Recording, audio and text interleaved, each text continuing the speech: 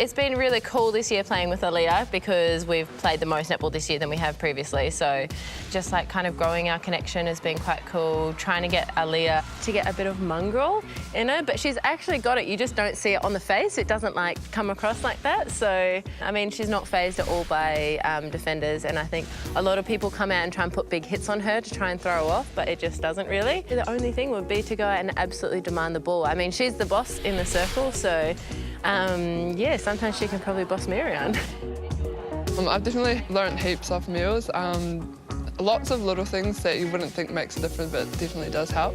Yeah, she's definitely good on the long shot, so it makes my job a little bit easier, especially when they're double teaming back on me. She cuts the front really well. We're really lucky to have some really good coaches, and quite a few of them as well. We've got Irene and Sandy. Definitely eyes, I've learnt like heaps about holding. It's not just about standing there and trying to get the ball, it's about timing and positioning on court and like where I stand and like to be ball side and stuff, like heaps of things like that. Heaps of positional stuff we've been working on, yeah, just to try and slowly chip away and adding more to our individual games, but then as our whole attacking end as a unit as well too. We pretty much just want to be the most efficient, best that we can. So yeah, it's kind of taken everyone's voices to keep us moving forward. Drop it down to these guys on there on that front option. You'll deal with it once you get it. Definitely has high expectations throughout our team. But she's really good both on and off court, and that helps us a lot. She's like more than a coach. Yeah, she like definitely. Yeah, is definitely really family orientated, and she cares about us more as people than as players. So I think that's why we've grown so much, especially for these young ones, you know. Yeah, the connection between us shooters and the mid-quarters have definitely gotten better since last season.